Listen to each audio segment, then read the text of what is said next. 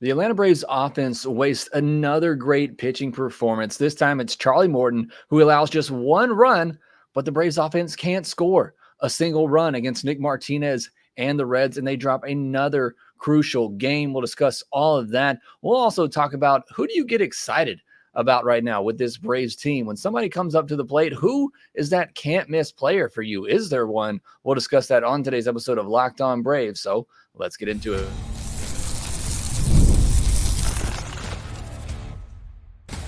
You are Locked On Braves, your daily Atlanta Braves podcast, part of the Locked On Podcast Network, your team every day.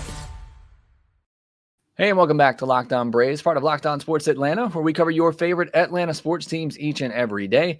I'm your host, Jake Mastriani. You can follow me on social media at ShortstopBall. Check out the podcast there at LockedOn_Braves. Subscribe to us on YouTube if you are new. Hit that thumbs up button on this video. It does help others find us and boost the numbers as well. So I really do appreciate whenever you do that. Also, to those who are listening on the audio version, you can leave me a 5-star review on Apple, Spotify, wherever you get your podcast, or both platforms, if you don't mind. Again, help support the show here at Locked On Braves. Thanks for making us your first listen of each and every day. And thanks to all my everydayers out there who continue to let me know down in the comment section below.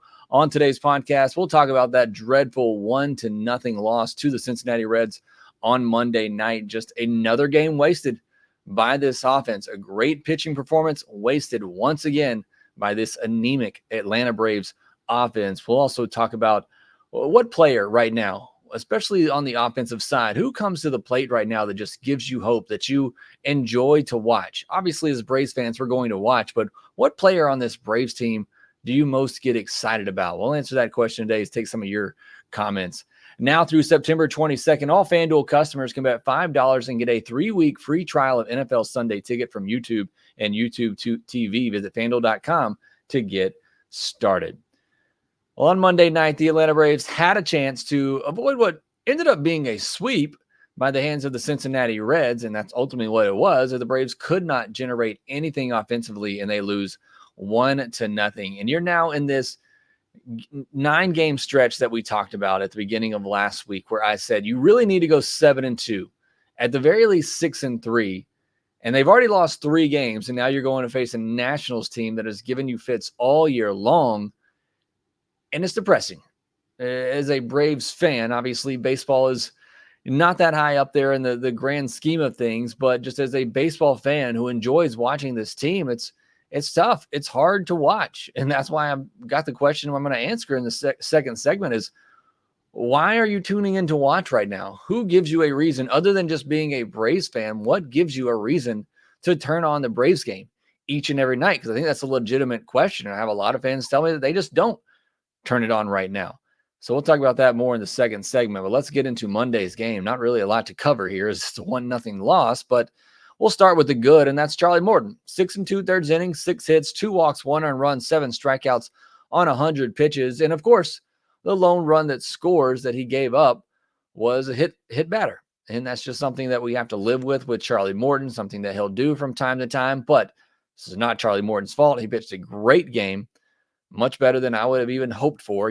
I was hoping he would work into the 6th inning. He works into the 7th inning and almost gets through the 7th inning. 45% curveball usage in this one. Obviously, it's his best pitch. And I talk about it all the time. When Sean Murphy is behind the plate, if it is your go-to pitch and it is working for you, he'll just continue to call it. And I thought he did that well on this night. 8 whiffs on 15 swings against that curveball. Again, I thought he had a really good one, so it made sense just to keep throwing it. Velocity was up on all of his pitches. I don't know if there's anything to that. Obviously, this time of year, you're worried about guys who are getting tired, especially at his age. He's one of the few players on this team that I can say is still older than me at this point. And his velo was up on the night. 7 ground outs to 2 flyouts. That's good to see Morton, any Braves pitcher, getting the ball on the ground. Just an 85.8 mile per hour average exit velocity against. That's one side of the story. The other side is he gave up 7 hard hit balls. Not a ton when you go 6 2/3 innings, but says that maybe he did give up a little bit more hard contact than that 85.8 mile per hour average exit velocity against might otherwise tell you. Overall, this is a great outing for Charlie Morton. Like I said on yesterday's podcast, I was hoping he could work into the 6th inning, after you had to use your best bullpen arms to get the win on Sunday. Well, it was going to be big for Charlie Morton to come out and give you some innings in this one, and he certainly did that. Now, I was hoping he would do so in what would ultimately be a Braves win, but that was not the case because they couldn't score. Bullpen was good in this one as well. Grant Holmes was finishing things off, escaping that ninth inning after getting first and third with one out to, again, give the Braves offense a chance. Pitching did all it could in this one. You know, you allow one run and you lose. That is not on the pitching staff, but the Braves still lose because the offense is so bad. I don't know any other way to describe it at this point. And I understand the injuries. I do. I really do. We're going to talk about it again more in a second. But I don't think that's the entirety of the problem here. It is just bad at bats up and down the lineup. There was a stretch in this game where Nick Martinez, look, fine pitcher, certainly. He is not a top 30, probably not even a top 50 starting pitcher in baseball right now. And there was a stretch in this game where he retired 17 batters in a row, and I get it. Even pitchers outside of the top 50 are capable of going out there and having really good games every now and then. Some nights a guy is just on it. That's happened way too much this year for it to just be a coincidence. But I told you coming into this one, Nick Martinez is a guy that's not going to strike out a lot, only 5 strikeouts on the night in 7 innings. And it was a guy that really depends on getting weak contact, which is great. That's what you want. That's what Max Fried excels at, and getting some batted ball luck. There weren't really even a lot of chances to have much batted ball luck go against you. Only 6 hard hit balls on the night of 18 that were put in play by the Braves. They just didn't make a lot of good contact overall. Only 3 balls that were put in play against Martinez had an expected batting average over 500. One of those went for hits, and it was a single. Braves only had 2 hits on the night. Both of them were singles.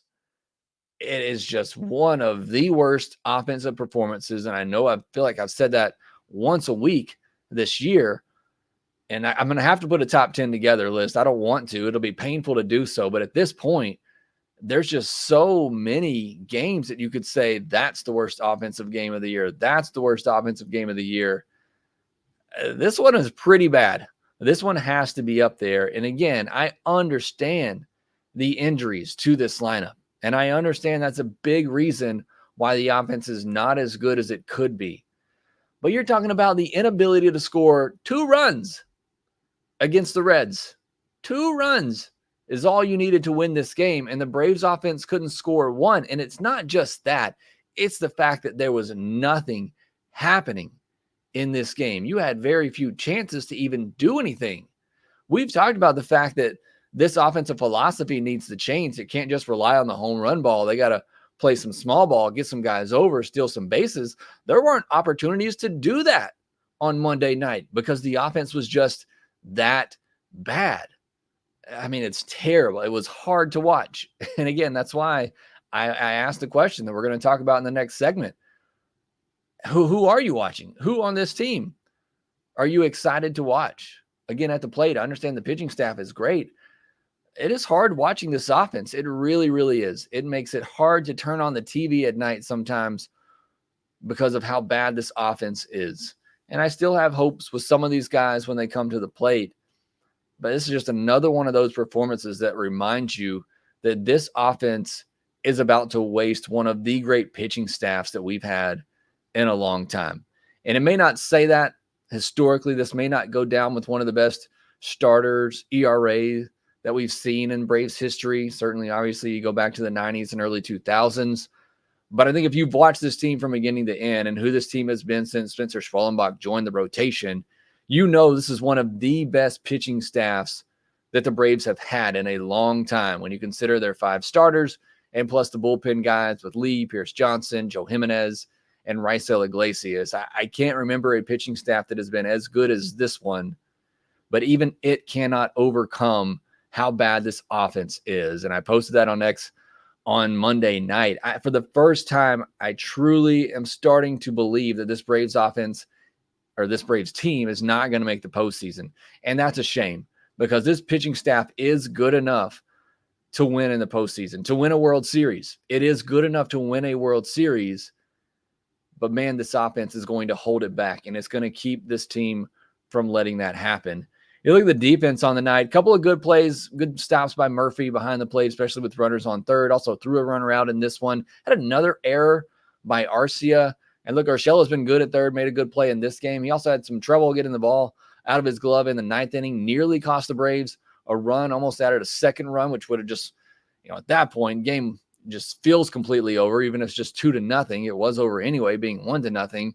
But that almost cost the Braves there. Great stretch by Matt Olson on the other end to get the out, and I cannot believe replay overturned that because it was just so close. I mean, you could certainly make an argument that the ball got in his mitt before he touched the base, but just with the way replay goes, I didn't think that was going to be inconclusive enough to overturn it, but who knows with replay these days. Either way, Urshela's little bobble there ended up not costing the Braves, but the defense has also just been a little bit shaky lately, and the pitching has still been that good, but the offense has just been that bad. And that's the case all year long. I'm going to talk about what I saw at the game on Sunday that just really brought it home for me again, that this Braves team, who are you excited to see? Who are you watching when you turn on a Braves game? We'll answer that question here next.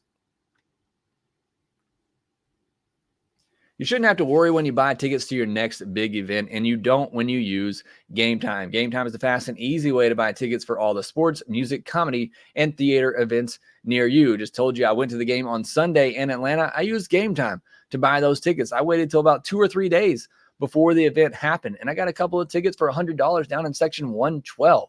It was a great deal. There were a lot of people there. Don't sit here and say that people aren't going. That's why prices are down. There was a lot of people there in the stadium on Sunday, and I got a great deal in a great section using the Game Time app. And with the Game Time guarantee, that means you'll always get the best price. If you find tickets in the same section and row for less, Game Time will credit you 110% of the difference. Take the guesswork out of buying tickets with Game Time. Download the Game Time app, create an account, use code LOCKEDONMLB. You're going to get $20 off your first purchase. Terms apply. Again, create an account, redeem code LOCKEDONMLB for $20 off. Download Game Time today. Last minute tickets, lowest price guaranteed. Thank you for making Locked On Braves your first listen of today. Make your second listen to Locked On MLB podcast. Sully's getting you covered with everything happening around Major League Baseball as the season winds down. You can check that out on YouTube, wherever you get your podcasts, part of the Locked On Podcast Network, your team every day. You got 3 more episodes coming your way this week. Also wanted to let you know, for those who primarily or rather exclusively watch on YouTube, doing things a little bit differently on the channel now. You may have noticed another 10-minute video coming up here lately. We're going to start posting just one segment of the show on YouTube as well. For those who maybe don't have the time for a 30-minute episode, we're going to start posting the best segment of the day. I'm going to put that in a separate playlist. So you may see 2 videos a day coming out on YouTube now. One of those is just a 10-minute clip of the full episode. So I'd love for you to watch both of them and give both of them a thumbs up if you would. But just wanted to let you know it's not 2 separate new videos. It's just a new thing that we're trying to give listeners who maybe don't quite have the time for a 30-minute episode to just catch the most important parts of the podcast. Of course, if you're an everydayer and you're listening to these full episodes, every part of the podcast is very important, but I did want to make you aware of that. Now, as Braves fans and baseball fans who just love watching the game, like me, we're going to tune in every single night. It's just a given. It's who we are. We love, if you're listening to this podcast, you most likely love Braves baseball. And so you are watching every single night. Although I have had several in the comments here lately that tell me they don't watch the games anymore. They just look at the box score or they listen to this podcast afterwards, which thank you for still listening, even with how bad this team has been lately. But for the most part, I think those listening to this podcast, what Jeffrey Humphreys every day likes to call true Braves fans, you're watching every day, or you're at least paying attention every day. And that's just who we are. We're going to. At the same time, watching the past couple of weeks, I just keep having this thought that this team is unwatchable at times. Like, if I were not a diehard Braves fan, if I were not just a diehard baseball fan who realizes we only got 3 weeks left and then it's going to be cold winters, even down here in the South, it feels cold when there's no baseball around. And we're going to be wishing we could watch this unwatchable offense. But man, it is tough to turn on a Braves game right now. I was at the game on Sunday. Look, it was a beautiful day, a great concert after the game. A great win, walk-off.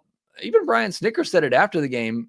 That's hard. That was a hard game to go through. It was tough to watch. This offense just makes it so hard to watch this team.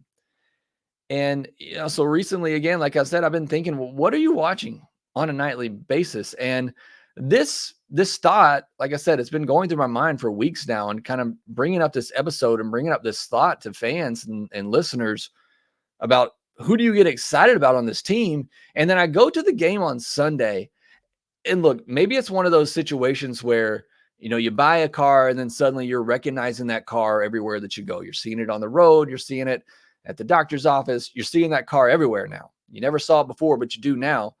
But when I went to the game on Sunday, all I saw were Riley jerseys, Ozzie jerseys, Strider jerseys, Acuña jerseys, obviously, were the most that I saw there.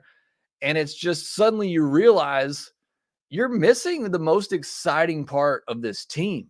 I talked about it a lot last year. I said it multiple times, several times. Acuña, you cannot miss an at-bat. Strider, you cannot miss a start. Who do you say that about right now? Who's at bat you just can't miss? Ozuna's been one of the best players, or has been the best player offensively for the Braves this year. I'm still not running to the TV to see Ozuna. Olsen, I think, is the only guy, and I know a lot of people disagree with me on this, but he's still maybe the one guy, maybe just because I am rooting so hard for him to do well, because I want him to do well. Obviously, I want all the Braves players to do well, but he's still the one guy when they come to the plate, I'm thinking, man, if he can just square it up, he's got the ability to crush one. And he still just gives me that feeling when he comes to the plate that he is about to get a hold of one. Hasn't happened as much this year as I would like, but he's maybe the one guy in this lineup that when they come to the plate, I'm like, okay, let me focus up a little bit here, see if he can get a hold of one and do something special. There's really not anybody else in this lineup I can say that about. I think normally you would say it about Michael Harris, but he's had a rough season, and he's had a rough stretch since coming back. He's batting leadoff for this team, despite having an on-base percentage under 260 in his last 30 days. It's just there's not really anybody in this lineup that you can get excited about. And again, I'm at the game on Sunday, and it's just you see all these Acuña jerseys, you see all these Ozzie Albies jerseys. I see Ozzie Albies there in the dugout. You see all these Austin Riley jerseys. I go in the team store, and you see all this Spencer Strider gear all over the place, and it just hits you. You're missing the most exciting parts of this team, and it stinks for Braves fans that you're going through this year and you're missing those exciting guys, and there's just not really much left for you to get too excited about. They play pregame videos, they play hype videos during the game. You go into that ninth inning where you're trying to spark a rally and you play that video. Most of those clips are of those guys who are missing. And it just, again, is a reminder of how much the Braves have missed. Now, I don't think that is completely the reason and excuse for why this offense has been as bad as it has been. It's a reason why the Braves aren't scoring 5, 6, 7 runs a game like they did last year, but it's not an excuse for them scoring 0, 1, 2 runs a game against teams like the Reds and the White Sox. It's just, again, it's just frustrating. It's a frustrating season that we're going for. And clearly, the answer to the question is you're tuning in every night to watch the pitching, because the pitching has been excellent. But I feel like most fans tune in, they want to see an offensive performance.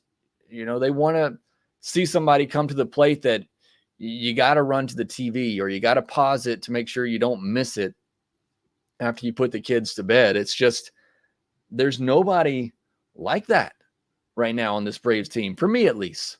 The pitching staff, certainly. Chris Sale, I was glad to be able to go to a game. I've only been to a couple of games this year. I was thankful that I got to see Chris Sale in one of those, because he is must watch.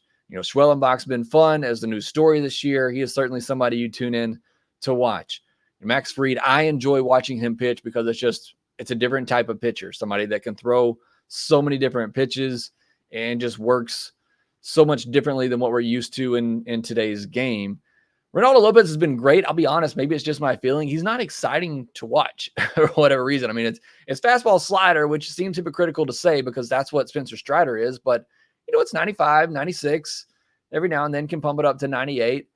It's just, I don't know. That's just my personal take. It's not exciting to watch. I like watching him pitch because he does good. And then obviously Iglesias is fun to watch. And when he pitches, that usually means the Braves are either winning or have a good chance to win. But what else is there? And I'll take some of your comments real quickly. Joe, me, VG, Momster, and Arrows, and others all mentioned Michael Harris's defense. And I can fully get on board with this one as somebody who loves defense, and I certainly will tune in for defense. So I grew up watching Ozzie Albies. Anytime that they were playing the Cubs or the Braves, they were on WGN, TBS. I was watching the Cardinals because I loved watching Ozzie Smith. I might have said Ozzie Albies. I meant Ozzie Smith, obviously, with the defense. One of my favorite players, or my favorite player growing up. I love the defense, and I certainly get that. But as a fan, when you're turning on a game, you're not saying, okay, when's this big defensive play for Michael Harris going to come? It might not come tonight. He might not have a ball, hit to him that night. You don't know that, and maybe that's part of the excitement of it. You don't know when it's coming, and then when it comes, it's that thrill of excitement. So I do agree with that. I had several. That might have been one of the most comments that I got was Michael Harris's defense. So I can certainly get on board with that. David 10 says Jared Kelenic is his favorite player to watch and thinks he could come up with some clutch hits. You're a Jared Kelenic fan. I will say that. Good on you. Bully the Books is excited watching the replacement players as they're a big fan of the underdog story. I buy that too. And I think that's part of the fun. What can Urshela do? I'm having a lot of fun watching Whit Merrifield. What can Luke Williams do? Eli White, does he finally get a chance? What is he able to do with that? There is some excitement to that. Drew says Arcia and Urshela. Good on you. Those players are who you get excited about. Phil said Snip Bear. I think that's the right answer. Anytime you get a view of Snip Bear. Some more negative comments. Austin Gwynn says, I've never watched less Braves baseball than this season. It's borderline unwatchable. Probably could count on one hand the number of games I've watched since June 1st. And I feel like there are a lot of Braves fans out there with that view that this team is just unwatchable. Matt Karch 839 says only the pitchers, but the hitting is so hard to watch. It makes watching any of the game nearly impossible. Leland Hurt, who I know is an everydayer on here, says this team is hard to watch. And again, I think that is just an overwhelming feeling right now for a lot of Braves fans. Double A says he just likes pain and misery, and that's why he keeps watching. J Thad says, I'm not tuning in to watch anyone. I check the box score periodically and try and keep my blood pressure down. Too old for shenanigans. Strider Cy Young season says, nobody, I'm just an addict. And I feel like that's a lot of us on here who just keep watching either because like Double A, they enjoy the pain and misery, and just because we're an addict and we're going to watch regardless, even though it's not fun. Chris Birds all said they DVR the game, fast forward through the offense. That is certainly one way that you can go about it. And Go Team Yay Sports says, I'm checking scores. I'm not watching. I can't. How they managed to turn this team into the dumpster fire it is, I'll never know. And before anyone mentions injuries, the guys who were and are injured weren't exactly lighting it up. This is a lost season. And look, I understand that the injuries are certainly a part of it. As I said earlier, it's not the entire part. And the guys who are injured, Acuña even, weren't great while they were healthy. Now, Riley was finally getting it going. I've talked a lot about the fact that offense across Major League Baseball was suppressed in the first half. If Acuña stays healthy and continues to play, do we see his offensive numbers go up? Like I said, Riley was getting it going. Olsen's been better of late. But Ozzie Albies, he certainly hasn't been himself. Michael Harris hasn't been himself. So, again, even the guys, when they have been healthy and been in the lineup, haven't been playing great either. So that is certainly a valid point. And then I like this one from Kathy Gold, kind of ending on a positive here. It says, watching every game, because in this game that I love, you just never know. You never give up, love the underdog, and keep believing. And I feel like this has been me all year, although as I alluded to earlier, I'm starting to lose that hope a little bit. I'm going to watch baseball because I love baseball, and I'm going to watch the Braves because I love the Braves. And fortunately for me, the Braves aren't the only team that I'm allowed to watch. There are other teams playing that I really enjoy. I've talked a lot on here about the Royals. I think they play a great brand of baseball, and it's kind of that underdog story. I'm fortunate enough to be able to have an MLB TV subscription. I can watch a lot of other games outside of the Braves, and I love baseball, and I'm going to watch it. And like I said, I love this Braves team, and I'm going to watch it. It is baseball, so you just never know. If they can get into the postseason, I still think this team has a chance because the pitching staff is that good. And what a cool story it would be at this point. There are no expectations for me. If they get into the postseason, great. If they don't get into the postseason, it's somewhat understandable. It's a waste because of how great your pitching staff is, but I kind of understand it and I can live with it at this point with everything that's happened. And you just keep believing. I think I'm almost done believing in this offense. I believed for so long that they could turn things around.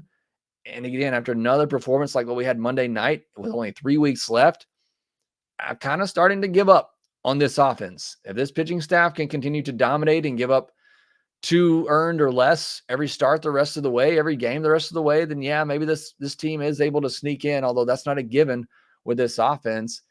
And like I said, it's not just injuries, it's regression for a lot of key hitters, whether that be Olsen, Riley when he was healthy, Ozzie, Michael Harris, Sean Murphy. A lot of guys in this lineup have just not lived up to even normal career norms. That has really hurt this team. So again, I'm going to watch because I love the Braves and I love baseball, and we're all going to miss it in a month or two. We'd all be wishing to watch this terrible offense go out there. But it is hard. It is hard to watch. I will admit, as somebody who does love baseball and does love the Braves, I understand if that is your feeling right now, that this team is borderline unwatchable, because that's the way I feel too, especially when I'm watching this offense. So thank you for contributing to that part of the segment. Thank you for going through that mental practice with me. Again, it's just been on my mind for a while now. Who gets you excited on this Braves lineup? Who do you get excited about to see them come to the plate? Obviously, the pitching staff is a reason to tune in every night. I just have no faith in pretty much anyone in this lineup right now. All right, next we'll turn our attention to the Washington Nationals, where hopefully, again, this offense gets going, and we'll see if Max Fried and Ronaldo Lopez can continue the great pitching performances. We'll discuss all of that here next. You've heard us talk a lot about FanDuel, America's #1 sports book. Well, we have something a little different for you. Now through September 22nd, all FanDuel customers can bet $5 and get a 3-week free trial of NFL Sunday Ticket from YouTube and YouTube TV. Then with a YouTube TV base plan, you'll be able to watch every regular season Sunday afternoon out-of-market game. All you need is a Google account and a current form of payment, and you can cancel anytime. Just visit FanDuel.com/lockedon to download America's #1 sportsbook. Also, make sure you visit FanDuel.com/playsafe for tools and resources to help you stay in control of the way you play. FanDuel, America's #1 sportsbook. Was a little bit of news on Monday. Travis Darno goes on the paternity list. Chadwick Tromp called up. He's had a great year at AAA. I talked about it all the time. Chadwick Tromp, one of the best third catchers in all of baseball, in my opinion. Travis should be back for this weekend series against the Dodgers, but congratulations to him and his wife. Chris Sale was the Braves nominee for the Roberto Clemente Award. Chris Sale is going to get a lot of nominations, I think, this upcoming offseason. And I was proud. I wanted to mention this from Sunday. Again, I went to the game. I was proud of the fans that showed up on Sunday. We just talked about how hard this team is to watch. I was really surprised how many people were at the game on Sunday, considering it was the first NFL Sunday of the year. The Falcons were at home, although apparently that wasn't a great game in itself. But there were a lot of people there at the game, and a lot of people, when the few opportunities they had to cheer, they got up on their feet and cheered, especially late in that game as the Braves were trying to make a rally and then walk it off. So I was really proud of Braves fans for showing up for that one. Now, as far as the Tuesday preview goes, the Braves go to Washington for a quick 2-game series there, a team that's given them fits all year long, and they're going to need to win both of these games. Like I said, coming in, I feel like at the very least you have to go 6-3 in these games. Well, they got to win both of these games in Washington for that to happen. It'll be Ronaldo Lopez versus Mackenzie Gore. And after a good start to the year, Mackenzie Gore had a rough June and then an even worse July. But now he's back on track again. And that started actually against the Braves. But his last 3 starts, 18 innings, 14 hits, just 2 walks. That's really what was plaguing him, was the walks. And only 4 earned runs with 19 strikeouts. They talked about a mechanical adjustment he's made that seems to have him back on track. His most recent start, which was against the Marlins, he went 6 innings, only allowed 1 hit, 1 walk, 1 earned run with 9 strikeouts. He's faced the Braves 3 times already this year. He has allowed just 3 earned runs in those starts. So as bad as the Braves offense is right now, they're going up against a guy who has faced them 3 times this year and only allowed 3 earned runs, and he's on a hot streak. So take the under on Tuesday, whatever it is for the Atlanta Braves. As for Ronaldo Lopez, he's been great.